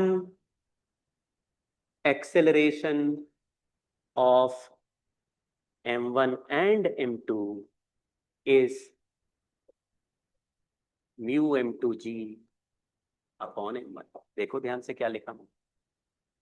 ये कुछ वैसी बात हो गई कि तुमने M2 से पूछा तुम कितना चलोगे, 1 से चलोगे, बोला हाँ। 2 से चल सकते हो, हाँ। 3 से चल सकते हो, हाँ। वो बोला किसी भी वैल्यू को बोलो, आई विल से यस, मैं किसी भी वैल्यू से चल सकता हूं। लेकिन M1 से पूछा तुम किस वैल्यू से चल सकते हो, 1 से चल सकते हो, बोला हाँ। 2 से चल सकते हो, हाँ। 3 से, हाँ। 4 से, बोला नहीं।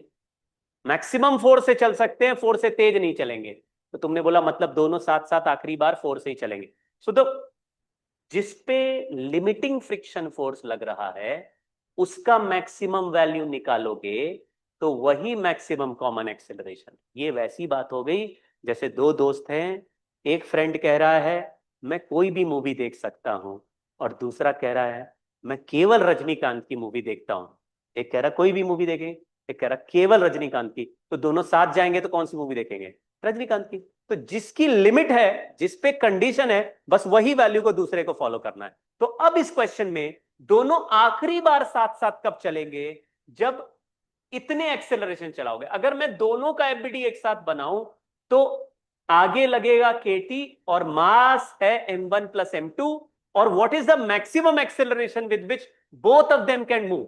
M2 can move with any acceleration, but M1 can not move beyond a certain value. तो वही वैल्यू दोनों को दे दो। तो हमने केटी अपॉन केटी इंटू मास इंटू एक्सेलरेशन कर दिया। एक्सेलरेशन का value mu M2G by M1 लिख दिया।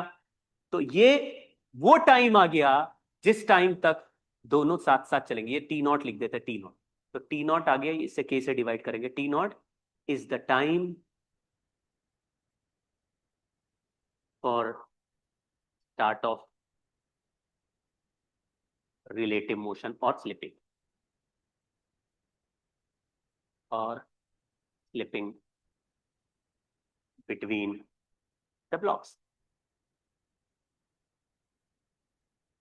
तो खेल आपको समझ में आ गया। M2 के ऊपर KT लग रहा है और पीछे फ्रिक्शन लग रहा है। M1 के ऊपर फ्रिक्शन लग रहा है और पीछे कुछ नहीं लग रहा है। तो M2 का acceleration KT minus friction force से बढ़ेगा, लेकिन पहले पहले दोनों साथ चलेंगे, बाद में दोनों अलग अलग चलेंगे। तो मैंने बोला for T less than T0, हमने वो टाइम निकाल लिया जहां पे रिलेटिव मोशन है। T less than T0 blocks move together. जब तक कम फोर्स लगाओगे दोनों साथ चलेंगे।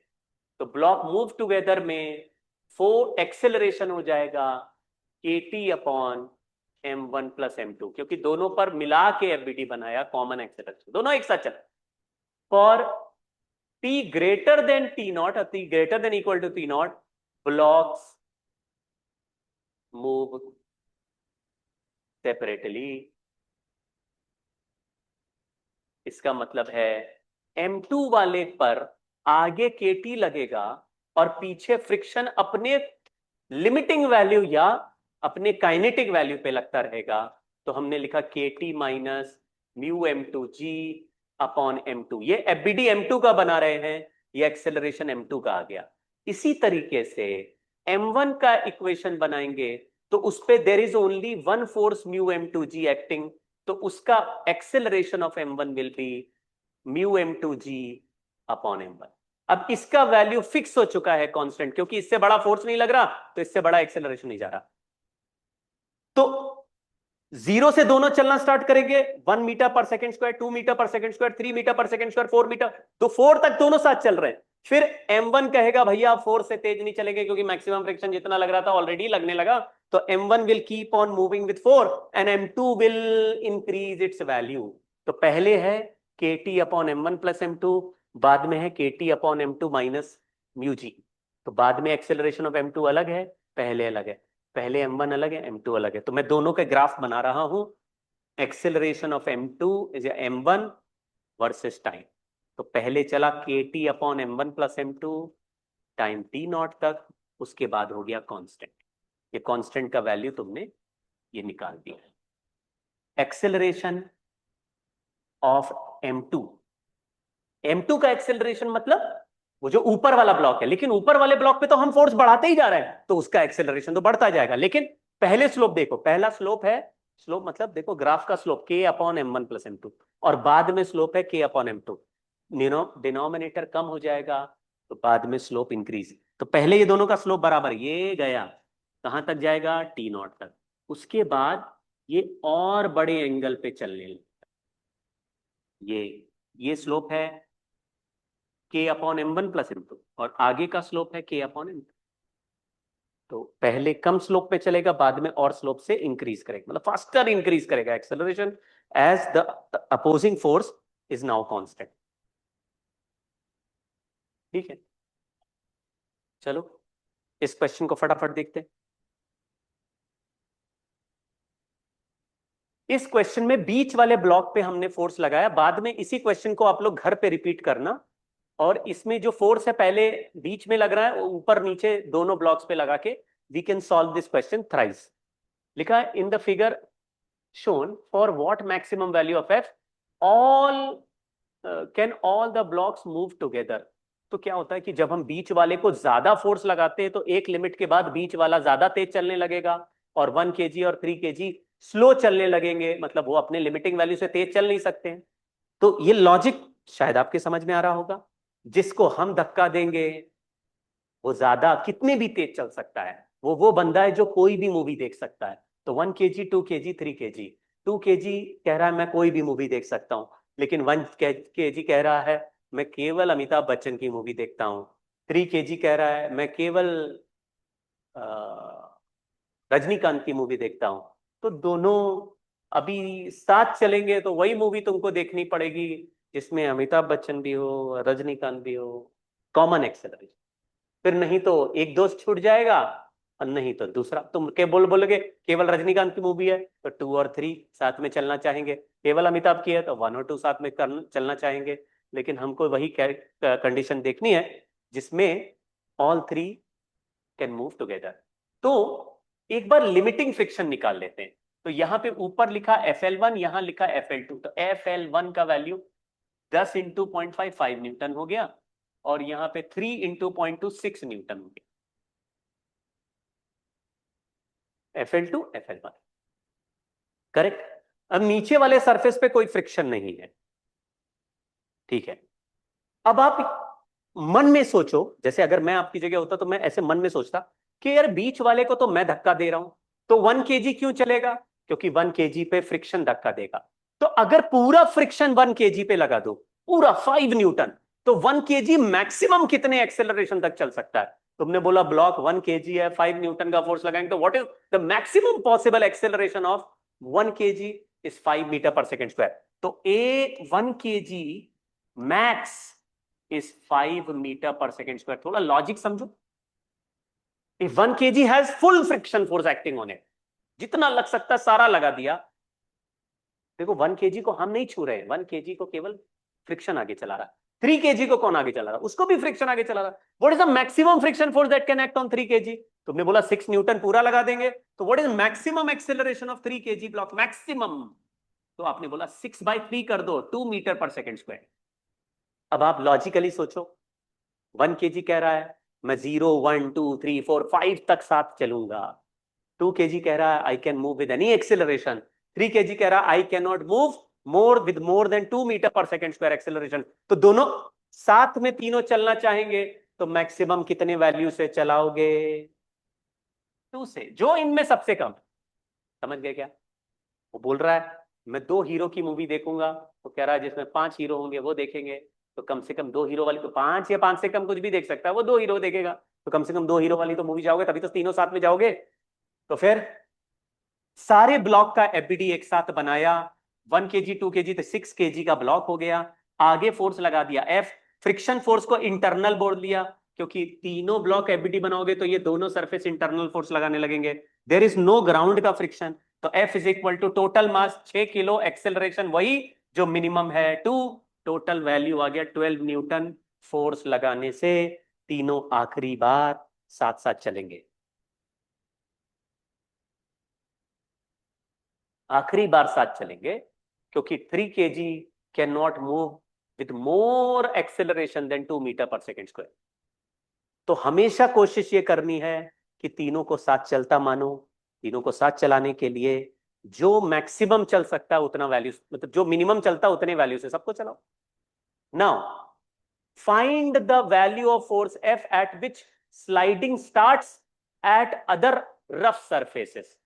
तो हमको ये तो पता चल गया कि 12 न्यूटन से ज्यादा force, for F greater than और equal to 12 newton, sliding starts between 2 kg and 3 kg। ये तो पता चल गया 12 से, लेकिन अदर सरफेस का मतलब है 1 और 3 kg के, 1 और 2 kg के बीच में स्लाइडिंग कब स्टार्ट होगी? अब कहानी में ट्विस्ट देखो, मुझे ऑलरेडी पता चल गया कि मुझे 12 न्यूटन से ज्यादा फोर्स लगाना पड़ेगा, तब जाके 1 kg, मतलब 12 न्यूटन से काफी ज्यादा लगाना पड़ेगा, तो 1 और 2 के बीच में स्लाइडिंग होगी। क्योंकि 12 तक तो तीनों साथ चल रहे थे, और 12 पे 3 kg पहले स्टार्ट स्लिपिंग है, क्योंकि वो 2 से तेज नहीं चलना चाहता, वो 5 तक साथ चलना चाहता है। तो हमने क्या सोचा कि 3 kg तो फिसल ही गया ना, तो 3 kg के अलावा अब 1 kg और 2 kg को साथ चलाने के लिए इक्वेशन बनाते हैं। 1 kg वाला block can move with maximum 5, तो अब कंबाइंड मोशन फिर से बनाएंगे, लेकिन अब ऊपर 3 kg तो फिसल ही गया, तो उसको अब साथ नहीं लेंगे। अब 1 kg and 2 kg, these two are moved combined with force F. यहां पे ऑलरेडी स्लिपिंग हो चुकी है, तो स्लिपिंग हैपनिंग है यहां पे, तो यहां का फ्रिक्शन फोर्स हमने 6 न्यूटन जो निकाला था नीचे 3 kg के पास, वो 6 न्यूटन ऑलरेडी लगा दिया। और ये दोनों को मैक्सिमम एक्सेलरेशन 5 से चला दिया। 5 से क्यों चलाया? क्योंकि ये 1 वाला बोल रहा था कि मैं 5 तक तुम्हारा साथ दूंगा, 5 से तेज चलोगे तो साथ नहीं। और 2 वाला बोल रहा है I can move with any acceleration based on the force applied on me. तो बताओ इक्वेशन क्या बनेगी? 3 kg तो फिसल ही गया, जो फिसल गया उस पर फिक्स हो गया फ्रिक्शन, वहां तो काइनेटिक लगेगा ही, वो तो वैल्यू हमने लिमिटिंग के बराबर निकाल के लगा दी, बिकॉज कोफिशिएंट ऑफ फ्रिक्शन अलग अलग दिए नहीं है। तो F -6 इक्वल टू मास कितना है सिस्टम का? 3 kg अपॉन, देखो अभी भी इनके बीच का फ्रिक्शन नहीं ले रहे, क्योंकि कंबाइंड एफबीडी बनाएंगे तो 1 और 2 kg को 3 kg बोलेंगे, उनके बीच के फ्रिक्शन को इंटरनल बोलेंगे। बट 3 kg का अब कंबाइंड एफबीडी नहीं है, तो उसके लिए 6 न्यूटन लगा रखा है। मास इंटू एक्सेलरेशन, एक्सेलरेशन को लिखिए 5, तो 15 + 6 हो गया। F इज इक्वल टू 15 + 6 यानी कि 21। तो 21 न्यूटन या उससे ज्यादा लगाओगे तो 1 kg और 2 kg भी आपस में फिसलना स्टार्ट करेंगे। For more than 21 newton there will be slipping between 1 kg and 2 kg। But अगर 21 से कम लगाया और 12 से ज्यादा लगाया तो 3 kg फिसलेगा और 1 और 2 kg साथ चलेंगे। अगला सवाल पूछा find acceleration of all blocks, nature and value of friction force for F is equal to 18 newton. अब 18 न्यूटन तो 21 से कम है और 12 से ज्यादा, तो यानी कि 1 and 2 kg इनके बीच में फ्रिक्शन लगा, इस पे भी फ्रिक्शन लगा, मूव टुगेदर। आगे लगाया 50, नहीं कितना था, 18 न्यूटन, और इन दोनों को कंबाइंड एबीडी बना लिया। यहां से लग रहा है 6 न्यूटन का फ्रिक्शन, बिकॉज यहां पे तो फिसल ही गया। तो एक्सेलरेशन ऑफ 3 kg फिक्स है, 2 metre per second square maximum, जितना वो चल सकता था वो अपना चल रहा है। अब दोनों का मिला के एबीडी बनाया तो 8 - 6/3 करेंगे, 18 - 6/3, 12/3। एक्सेलरेशन कॉमन आया, 1 kg and 2 kg, 4 metre per second square. दोनों 4 से साथ साथ क्यों चल रहे हैं? क्योंकि 1 kg कह रहा था मैं 5 तक साथ चलूंगा भाई, 5 तक साथ दूंगा तुम्हारा, 4 से तो चला रहे, साथ चलेगा, हम साथ साथ हैं। अब ये फ्रिक्शन कैसे निकाले? यहां तो फ्रिक्शन 6 न्यूटन है, ये फ्रिक्शन कैसे निकाले? तो आप फिर से 1 kg या 2 kg का अलग एबीडी, दोनों का साथ बना रहे हो तो इंटरनल है, अलग बनाओगे तो एक्सटर्नल हो जाएगा। तो फ्रिक्शन फोर्स इस पे आगे लगाया, because it has no other force to move, और ये एक्सेलरेशन 4 से आगे चल रहा है, तो फ्रिक्शन फोर्स का वैल्यू आया मास इनटू एक्सेलरेशन, यानी कि 4 न्यूटन। तो आप देखो यहां पे फ्रिक्शन फोर्स मोशन को इंपीड नहीं कर रहा, जिसपे कोई और फोर्स नहीं है फ्रिक्शन उसको एक्सेलरेट कर रहा है, जिसपे दूसरे फोर्स लग रहे हैं फ्रिक्शन उसको रोक रहा है। तो फ्रिक्शन फास्ट चलने वाले को बोलता है थोड़ा हौले हौले चलो, और जो स्लो चलना चाहता है उसको बोलता भैया फास्ट चलो, जिससे कि दोनों साथ चले।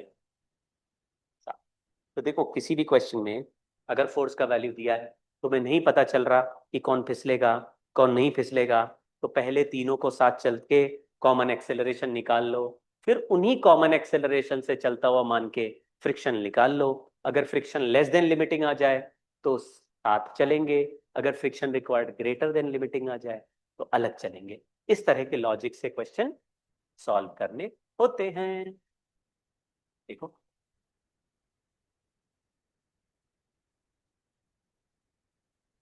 बस ये आखिरी 1-2 पॉइंट और करते हैं ना। मान लो 3 ब्लॉक्स हैं,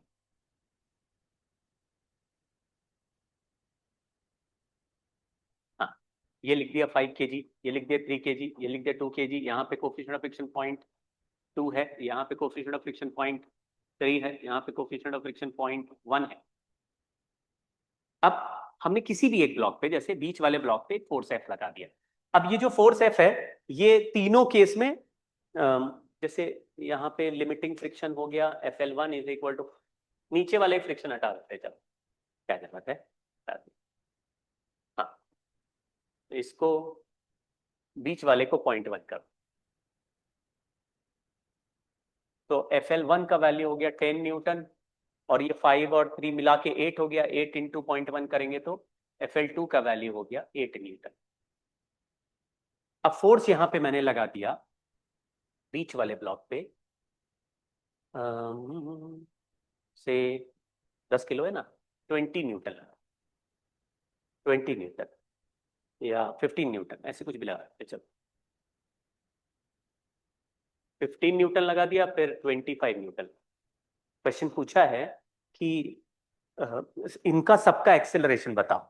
तो जैसे ही मैंने 15 न्यूटन लगाया, पहले तुम्हें मानना है कॉमन एक्सेलरेशन, ये वाला पार्ट सॉल्व कर रहे हैं, फिर 25 न्यूटन वाला तुम सॉल्व करना, फिर फोर्स ऊपर नीचे लगा के फिर से यही दोनों के लिए सॉल्व करना। तो कॉमन एक्सेलरेशन देखो तुरंत सॉल्व होता है, ये तीनों मिला के 10 किलो है, और तीनों का एबीडी बनाएंगे, नीचे फ्रिक्शन नहीं है, नीचे फ्रिक्शन नहीं है, तो 10 किलो को फोर्स लगा 15 न्यूटन, तो 15/10 यानी कि 1.5 metre per second square is common acceleration.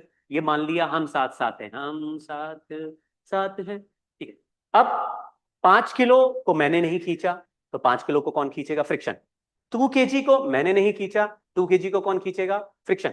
तो 5 kg पे कितना फ्रिक्शन लगे such that it moves with 1.5 metre per second square, तो हमने फ्रिक्शन 1 रिक्वायर्ड आया 5 किलो इंटू 1.5, यह है 7.5 न्यूटन। अब इसको चेक करो कितना था FL1, it is less then 10 Newton, तो ये ओके हो गया। ओके मतलब तुमको 10 में से केवल 7.5 चाहिए, तो तुम आराम से ले लो। तो 7.5 Newton is required and 10 newton is available. तो अवेलेबल से ज्यादा कम रिक्वायर्ड होता है ना, तो मिल जाता है। तो मतलब हम साथ साथ हैं, हम साथ साथ हैं, ये हो गया।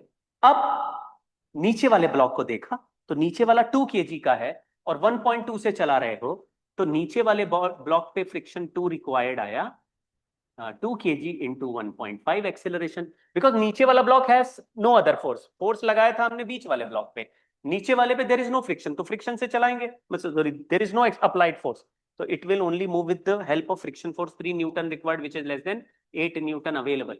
तो अवेलेबल ज्यादा है, यानी कि ऑल 3 विल सिंग साथ साथ है। ठीक, अब ये 3 ब्लॉक्स हो गए, साथ साथ चल रहे हैं, पहला पार्ट हो गया। फिर मैंने 25 लगा दिया, 25 बाय ये कर देंगे ना, 10 किलो है ना ये, तो 25/10 करा, कॉमन एक्सेलरेशन निकाला, आ गया 2.5। अब 2.5 ऊपर वाले को चला, तो पहला एबीडी बनाया ऊपर वाले का, तो फ्रिक्शन 1 रिक्वायर्ड इज 5 किलो चला 2.5 से, तो ये आ गया 12.5 newton, which is greater than 10 newton, यानी कि not ready to move together, not moving together, no हम साथ साथ हैं। अभी हम आपके हैं कौन, तो ये अलग चल रहा है, कौन सा 5 kg बोल रहा मैं नहीं चलूंगा साथ भाई, मेरा तो वैल्यू 12.5 होता फ्रिक्शन, तो I would have moved together, but this friction is less than 12.5, so this block is not ready to move together। तो यहां स्लिपिंग हो चुकी है, ये ऑलरेडी डिसाइडेड हो चुका है। नीचे वाले को अब छोड़ो, अब आप सोचो यहां पे स्लिपिंग हो ही चुकी है, तो यहां पे जो फ्रिक्शन लगेगा वो फिक्स 10 न्यूटन ही लगेगा, because it is the limiting friction force available. तो यहां पे 10 न्यूटन मैंने पीछे लगा दिया, इस पे 10 न्यूटन आगे लगा दिया। तो जैसे ही मुझे पता चल गया स्लिप हुआ, तो एक्सेलरेशन यानी अब जो फोर्स लगेगा 5 kg पे, it can not exceed the value of 10 Newton. तो 5 kg ब्लॉक का एक्सेलरेशन अब फिक्स हो गया, 10 न्यूटन डिवाइड बाय 5 kg यानी 2 मीटर पर सेकेंड स्क्वायर। ये 2 से तेज चल ही नहीं सकता है, और तुम कह रहे हो 2.5 से चलो, तो वो बोल रहा भाई मैं नहीं चलूंगा, मैं तो 2 से ही चलूंगा, तो 2 से चल रहा। अब बचे हुए ब्लॉक का एक साथ फिर से एबीडी बनाओ। नाउ तुमको जब ये डिसाइड हो जाए कि एक फिसल गया, तो फिर उसको अलग करो और बचे हुए ब्लॉक को लिमिटिंग फ्रिक्शन फोर्स लगा के एक साथ एबीडी बनाओ। तो अगर मैं नीचे वाले 2 को अलग से एबीडी बनाऊं, तो 3 + 2 5 kg, आगे लग रहा है 25, पीछे लग रहा है 10, तो ये 5 kg ब्लॉक हो गया। तो 3 + 2 आगे लग रहा है 25 न्यूटन, यहां इसके सर पे लग रहा है फ्रिक्शन फोर्स 10 न्यूटन, तो 25 - 10 यानी ये हो गया 15। तो अब नया common acceleration 3 metre per second square. अब दोनों कह रहे हैं भाई 3 से चलना चाहते हैं, आप दोनों 3 से चलना चाहते हैं, ऊपर वाला साथ छोड़ गया, तीनों चलते तो 2.5 से, ऊपर वाला कह रहा मैं 2.5 से चलूंगा, नहीं मैं 2 से ही चलूंगा, वो 2 से चल रहा, फिसल गया, फिसल गया, तो अब ये दोनों का कंबाइंड एक्सेलरेशन फिर से बदल गया। नाउ अब फिर से लोअर वाले ब्लॉक का एफबीडी बनाएंगे, 2 kg block trying to move with 3 metre per second square, required friction force आ गया, required friction force is mass into acceleration which is 6 newton, which is still less than 8 newton. तो ये कह रहा है हम साथ साथ हैं। तो इसका मतलब है कि ऊपर वाला 5 kg 2 से चला, और 3 kg and 2 kg are still moving together with common acceleration। हमने कितना निकाला था, 3 मीटर पर सेकेंड स्क्वायर। तो मतलब ये समझना आप कि अगर तुमने 4 ब्लॉक्स दे दिए, एक फोर्स लगा दिया, तो तुमको 4 मिला के सॉल्व करना है। फिर सबका अलग अलग फ्रिक्शन रिक्वायर्ड निकालोगे, कहीं फिसल गया तो उसके नीचे जो बच गए 3, उनका कंबाइंड सॉल्व करोगे, फिर अलग अलग फ्रिक्शन निकालोगे, फिर फिसल गया तो उनके नीचे जो बच गए उनका, ऐसे एक साइड से करते चले जाओगे। लेकिन कुछ सीधे सीधे दिखने लगेंगे कि तो साथ चलने वाला नहीं है, इस पे तो फ्रिक्शन ही लग रहा है, केवल friction is less then required friction force, तो आप डायरेक्टली भी बोल सकते हो। तो आई होप ये थोड़ा थोड़ा समझ में आया। मतलब इस कहानी में हमेशा स्टार्ट यही है कि कीप देम कंबाइंड, कंबाइंड रख के एक साथ चलाओ, और लिमिटिंग फ्रिक्शन से रिक्वायर्ड फ्रिक्शन को कंपेयर करो, इफ इट्स लेस देन साथ साथ, if required friction is more not साथ साथ। ठीक है भाई, अब आज के लिए इतना ही करेंगे, और ना फिर मैं तुमको एक 15-20 मिनट्स का एक वो भेजूंगा वीडियो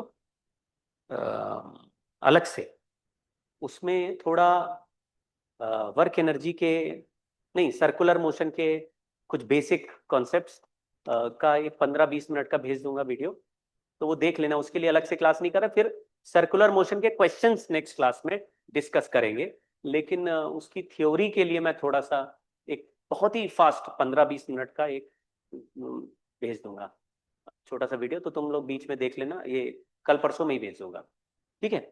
क्योंकि थोड़ा 1-2 क्लास हमको किसी किसी वीक में एक्स्ट्रा लगेगी। लेट्स सी, अगर कोई छुट्टी आती है अभी तो फिर हम थोड़ा नंबर ऑफ क्लास बढ़ा लें, है ना? बट तुम लोग तो सब कोचिंग वाले हो, तो कोचिंग में क्या छुट्टी है? कोचिंग में तो कोई छुट्टी नहीं है। चलो ठीक है, तो मैं अलग से 15-20 मिनट्स का एक थोड़ा सा थ्योरी ऑफ सर्कुलर मोशन भेज दूंगा। तो आपकी कोचिंग में जैसा पढ़ाया गया वो तो पढ़ाया गया है, एक पॉइंट ऑफ व्यू मैं तुम्हारे सामने प्रेजेंट करूंगा कि कैसे देखना है सेंट्रीपिटल सेंट्रीफ्यूगल एक्सेलरेशन को, और वो एक बार क्लियर हो गया तो हम लोग को फिर